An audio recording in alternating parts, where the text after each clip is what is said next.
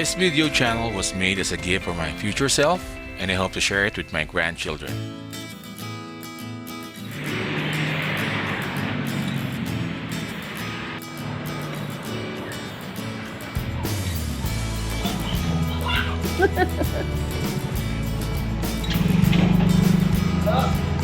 Huli ka. Good morning van lifers and wanderers! Today ay isi-share namin sa inyo ang pag-install ng aming Maxx Fan or RV roof vent na nangyari noong November 16 dito sa Camp 7, Baguio City. Salamat kay Sir Orly dahil sa dami ng pinagtanungan namin ay siya lang ang buong tapang na kumasa at tumanggap sa aming hamon. Hindi ko man ito nagawa as DIY project, ako naman ang naging supervisor ni Sir Orly during the process and I'm still proud of it.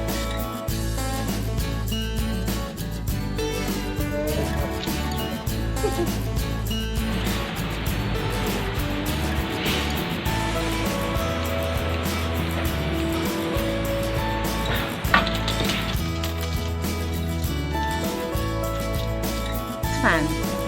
So It's a thingy majiggy daw. What are we installing?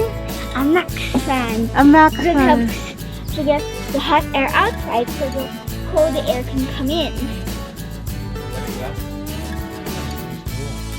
Kala ko pa naman ini-screw yun.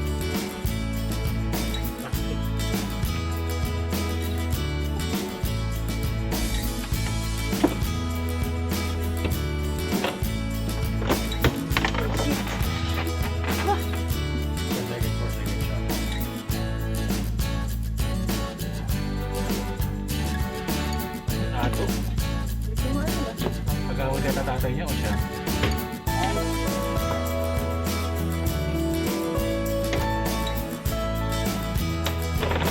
Oh, bukas kasi. Ang berakit.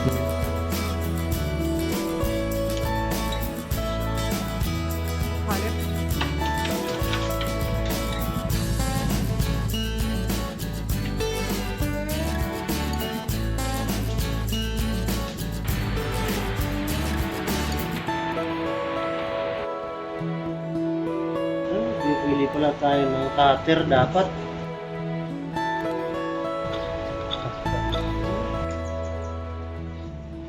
Ipit nga siya dito sa aircon. Oo, naipit.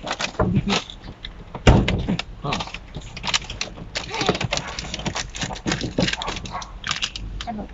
Pero mabalik yung ceiling o hindi, okay lang. Kung anong basta Kung may balik yung ceiling, pwede lang. Oh. Basta importante siya kasi na makabit natin to. Either mabalik to or hindi.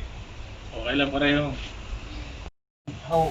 At dito na magsisimula ang aming kaba. Matinding kaba sa pagbutas ng van.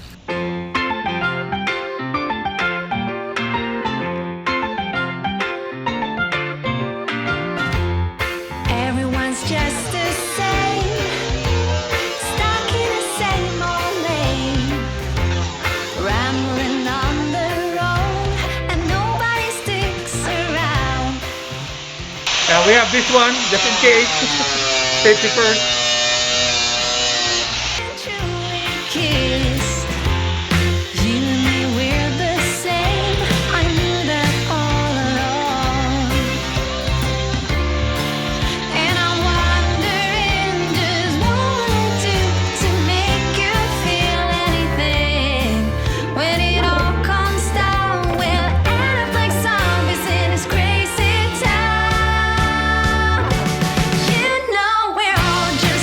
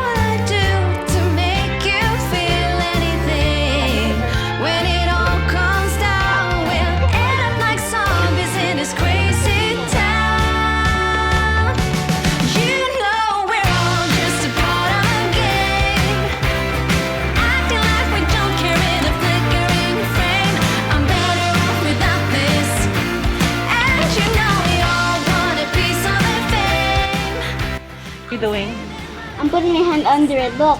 Look. Parang gandang ano yan? Ay. Let us escape. And I'm wondering just what will I do to make you feel anything. When it all comes down, we'll end up like zombies. There's no way around this. It's too late to fight it, and no one will. You know we're all just a part of a game, acting like we don't care in a flickering frame. I'm better off without this, and you know we all want a piece of the fame. I'm feeling radical, this is not my real name. The sound of the world just save me, and I'm not gonna be around. Will you follow me? Let us both escape. Let us escape.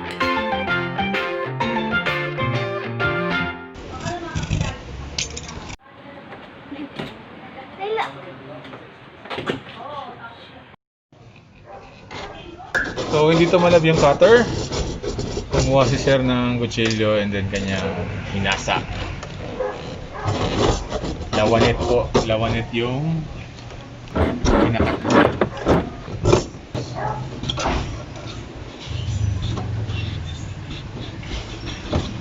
Wala! Putas na. Oh yeah! I can see from here.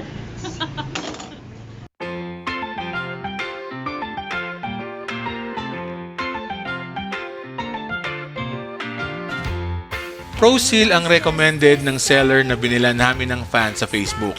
Kaya kahit anong pilit ni Sir Orly na yung pang salamin ang gamitin naming pang seal, hindi kami pumayag. So just an advice, if hindi nyo kaya mag-DIY just like me, make sure na bantayan nyo yung gagawa kung wala pa silang idea sa pinapagawa nyo. Like dito, pinaubos talaga namin yung Pro Seal. Pinaulit namin, pati yung screw na wag na daw lagyan, pinalagyan pa din namin ulit sa ibabaw para lang just to be sure na walang tulo. Mahirap nang magsisi sa huli, di ba? When it all comes down, we'll end up like zombies in this crazy town. You know we're all just a part of a game, acting like we don't care in a flickering frame. I'm better off without this, and you know we all want a piece of the fame. I'm feeling really cold, this is not my real name. Will you follow me? Let us both escape. So, kinakabit na yung mga handle. Tapos pati yung ilaw. Apparently, we don't need to replace the whole ceiling, which is good, less gastos, and all. Then, we're gonna have the second row seat removed today para makaupo na si tatay, makahiga na si tatay with us. Bitin kasi yung legs niya dun sa existing naming kama. Oh, ha? Parang walang nangyari. Andun na siya. Tatlo na buwan. Yay! The fan is installed. Yay! Ito yung sinasabi ko na pinaulit ko kay Sir Orly, nalagyan ulit yung mga side, pati yung mga screw. Actually, hindi naman talaga naubos yung dalawang tube ng Pro Seal, isa't kalahati lang. And enough na yon dahil siguradong wala ng tulo to. Ayun nga, advice din, make sure na bilugan nyo yung sa ibabaw ng screw parang Mentos para magandang tignan. Tanggalan na! We'll end up like zombies in this crazy town. You know Malis pa! we're just a part of a game, acting like we don't care in a flickering frame. I'm better off Ay, salamin din pala ito. Yes, kita yung loob. Dito. Pero madilim. Hindi gaano. Pero from outside maliwanag eh. Ito from inside pala. Ayan sir, kitang-kita ko. So, magkano ang binayad namin sa pag-install ng fan? Parang wala, and kumita pa kami. Ganito kasi yan. Nagustuhan ni Sir Orly yung second row seat ko para sa Starex niya. Binenta ko ng 5,000 pesos. Tumawad siya ng 2,000 bawas na sa labor. Sabi ko, 3,000. Tumawad siya ng 2,500. Sabi ko, 3,000 na lang talaga. Bagsak presyo na yan. And nagkasundo kami. So ayun, umalis kaming na-install ang fan. Naalis yung second row seat. Plus, may take-home money pa kami na 3,000 buckaroos. Kung hindi pa kayo nakasubscribe, ay mag-subscribe na para makita nyo ang aming review sa Maxx Air Fan sa susunod na videos. Subscribe and like and share. Rock on!